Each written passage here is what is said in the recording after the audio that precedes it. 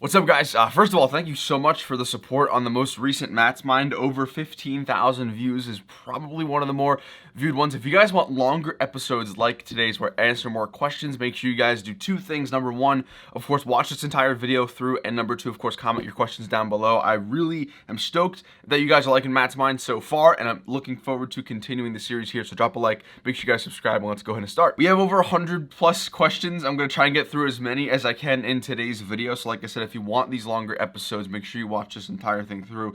The first one comes from HeChoonYo. If LEGO made a battle pack with 4 plain Phase 2 2021 style clone troopers, how would you feel? So I feel pretty ecstatic about that, to be honest with you. I do prefer the older Phase 2. I think the clone that came in the turbo tank microfighter, that is my favorite Phase 2 clone without a doubt. And I know on Instagram I've seen different renditions of the current 501st Trooper design, but with other different legions. So like either normal Phase 2, like plain, or the Shock Trooper, or 212th, or whatever it may be. And I would be really excited for that. I mean, honestly, plain Phase 2 is probably one of my preferred clones variants, if anything. Not everything necessarily needs a legion, in my opinion. So I would love a battle pack that came with 4 plain Phase 2 clone troopers. That would probably go down in history as my favorite battle pack ever. Jacob's asking, how many LEGO Star Wars sets do you have, and which is your favorite? So in terms of how many sets I have, I don't know.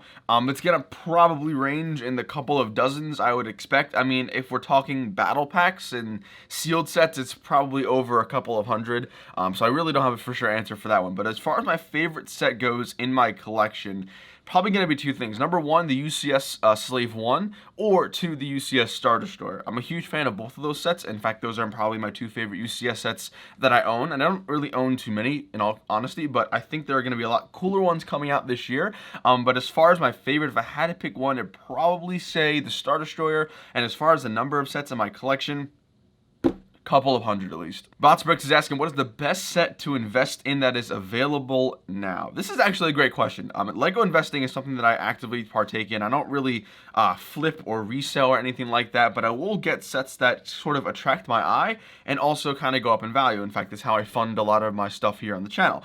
If I had to pick one set to invest in now, it's a little pricey, but some point by the end of the year or beginning of next year, the Creator Assembly Square should be retiring, as well as the roller coaster. Those sets should definitely go up in price, especially both of them. Modulars seem to really go up in price a lot after they retire, and especially since the Assembly Square is the 10th anniversary of the modular line. It's a set that they had to commemorate the modular line itself from Creator Expert. I would expect that one to go up astronomically. I would say that's probably the best one to invest in right now. Electric Productions, who would win a lightsaber duel, General Grievous or Pong Krell? To me, this really wouldn't even be close. I feel like Pong Krell would sort of take this W. And let me tell you why. Grievous is obviously very, very skilled. He has a lot of different arms for his lightsabers, and it's very overwhelming. Pong Krell also has 4 arms, so let's not forget that, I think. Or, yeah, 4 arms. Pong Krell also has the Force. I think the Force is something that people underestimate a lot, especially when they do these hypothetical 1v1 or 2v2 battles between Jedi and Sith and whatever it may be.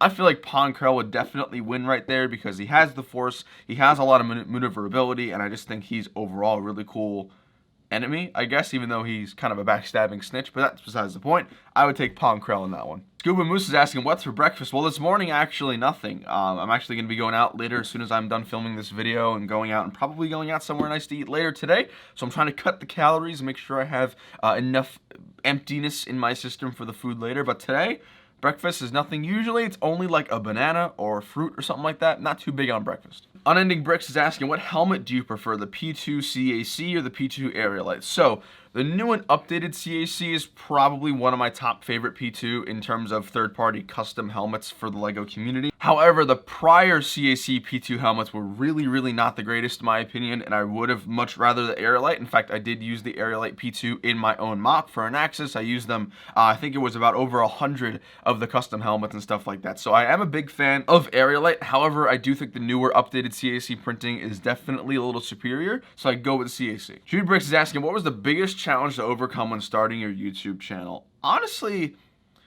there wasn't really anything that was too crazy. Looking back at it, I mean, the content that I made a while ago is like night and day between the ones I'm making now and the ones I made years ago. I would say the biggest challenge is honestly just pushing through the times where you're not really getting any return on investment. And in that sense, I mean, you know, I'd buy all these nice cameras, and I didn't have to by any means, but I do like photography and videography outside of YouTube. I'd say the hardest thing is trying to do the same thing over and over again, and you're expecting a different result. And this is the definition of insanity, right? Doing the same thing over and over again and expecting something different. And that was something I did for a long time here on the channel, and I was doing the same thing over and over and over again, but I wasn't getting numbers, and that kind of was bothering me. So what I had to do was sort of reinvent, sort of build a name for myself, make myself stand out compared to other channels that maybe do it similarly or differently, and then that way you can actually start growing and actually start getting the numbers. So I think the biggest challenge to overcome was making a name for myself that was unique in a community where there are a lot of other creators that are very similar to what I do. Alicia's asking, would you want a Lego to make a Wolfpack battle pack with or without Commander Wolf? So Commander Wolf and those sort of clone troopers, I've never really had a particular interest in those guys, to be honest. Yes, they're absolutely cool, and I think their armor and the Wolfpack stuff in the actual Legion itself is pretty cool. I feel like just for battle packs, I don't think so. I really would have rather something else. I'm not really too fixed on getting something from Wolfpack from a battle pack. But that being said, it would still be very cool to see it. I just don't think I want to see that in a battle pack. Maybe I'd rather see that in a play set, maybe with one or two of them. That's it. Brickheadz is asking, I know it depends on the mock, however, for things like clone bases, Imperial bases, do you prefer dark bluish gray or light bluish gray? So very often you'll use the two in the same mock. I rarely use one without the other. I will say I do prefer light bluish gray as a color more than dark bluish gray.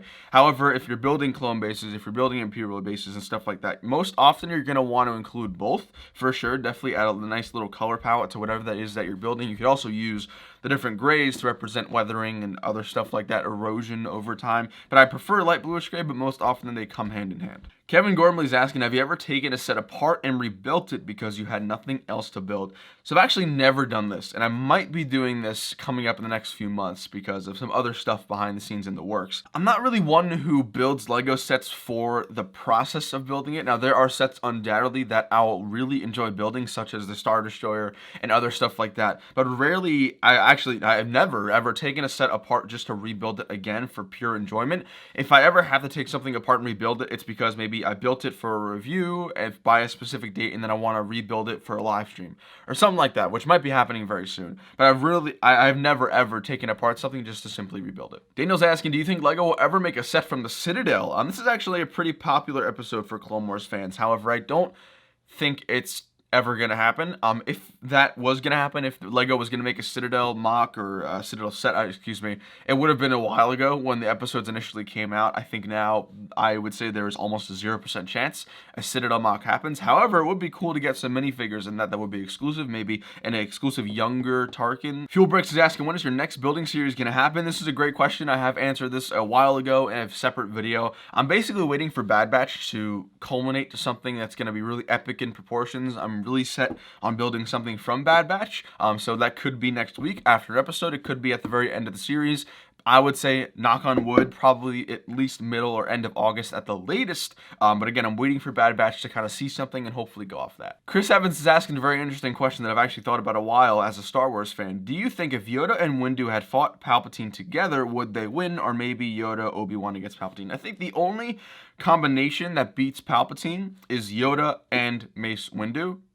And then obviously if you want to add Obi-Wan, that helps too. But if we're only doing two, I'd probably say Yoda and Mace Windu. Obviously Mace Windu in a one-on-one did a fairly good job at getting Palpatine on his knees. And then obviously in the scenes before or after with Yoda, he obviously did a pretty good job going up against him. So I think if you put the two together against Palpatine, I feel like that would be a very good fight in favor of the Jedi. However, that's not obviously how it played out in the movie, and I guess we'll never know. Zach Jack is asking, do you think Lego will listen to their fans more like Hasbro does, specifically talking about Star Wars? So in my experience, in my opinion, there's always been a rift between what the Lego Star Wars community actually wants in terms of the people like us who are watching videos and engaged in the online community and what actually gets made. I mean, if you think about the past couple of years, the only sets that we've really wanted that came out were probably the Vivalverse Battle Pack and a handful of other sets. I think that with the new Ideas Gunship coming out, I think with the high performance of the Battle Pack, and I think that with the new summer sets, mainly from Clone Wars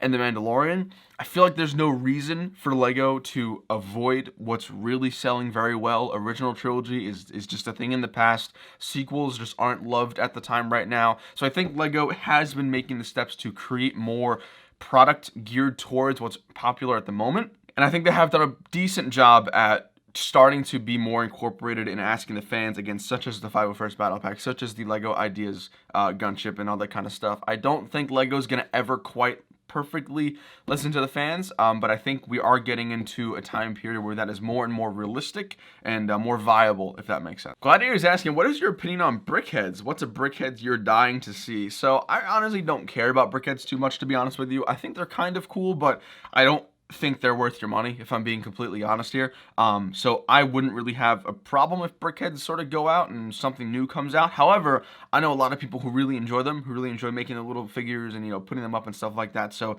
I'm sort of neutral on Brickheadz. I don't really like them. I don't really hate them. Klutzy is asking, how would you feel about an episode of Bad Batch where Rex and Cody saw each other and stayed each other down or something like that? So I don't think there's a reason for Cody to be in Bad Batch. I think Rex and Ahsoka and other characters that we've seen have been pretty warranted and pretty fair for them being back in the series. However, Cody, I mean, I feel like Cody really wouldn't be there other than just for fans to be like, oh my god, look, it's Commander Cody.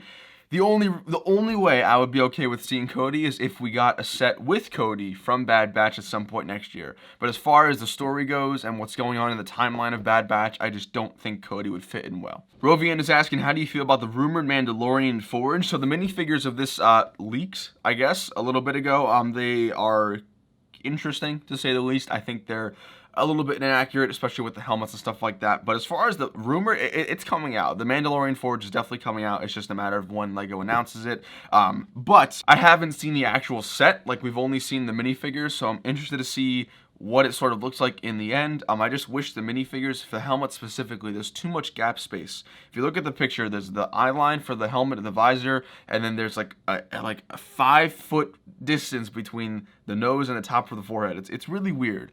So I would say I'm disappointed by the, I don't even want to say misprint, but I feel like it is a misprint, to be honest with you, that they just pushed into production. So we'll have to see what that set looks like. BMF Production is asking, do you think LEGO will make an Imperial Battlepack with the soldiers we see in Bad Batch alongside Crosshair? I hope so.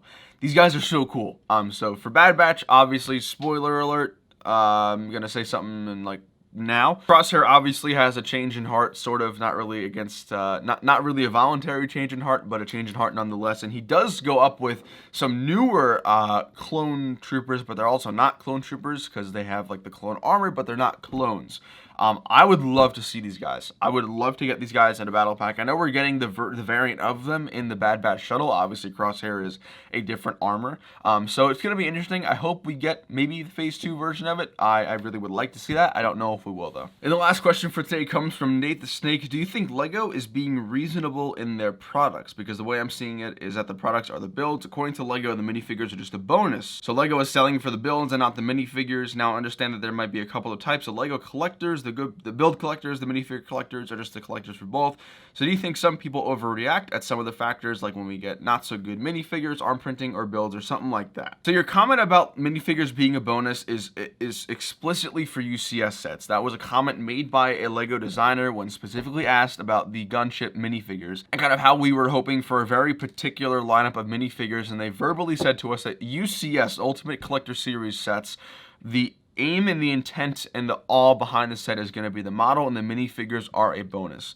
That goes for UCS sets. Now, that comment was not made towards anything else. And in fact, I'd argue the exact opposite. I would say that with sets other than UCS, the minifigures are an incredibly important part of the build itself. So for play scale sets and other stuff like that, I would say minifigures are very, very important. I would say equally important as the build itself. Now, there was always this disconnect between what the community is expecting and what LEGO, as a company that needs to make a profit and keep their costs low, actually creates.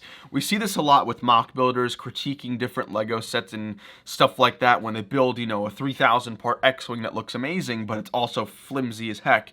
And then obviously you see some something like the Luke Skywalker X-Wing for $50 and then everyone gets upset. This is just a disconnect in the community that I simply don't understand. LEGO will never be able to make something at the level of a fan and also be able to stay true to all the checklists that they need to mark when making a LEGO set. Now, as far as minifigures that go, when you're talking about overreacting to maybe not getting good minifigures or arm printing or anything like that, I think that's still a very reasonable critique for the company. A lot of the sets, a lot of the attraction for a lot of sets here, especially coming out in the next couple of weeks and months, is going to be the minifigures. So I think when LEGO doesn't step up to the plate and create a very, very good minifigure, I feel like that's on them. Now, I'm not expecting every minifigure to have arm printing or every minifigure to have a new part or whatever it may be, but I think what the majority of us want is accuracy, and I really don't think that's too much to ask for, especially for a company that has been rated one of the top companies pretty much for the past couple of years. So like with all things, I think there's obviously fair and unfair critiques. However, when it comes to minifigures, and I think when it comes to accuracy specifically, that definitely falls on LEGO to pull through.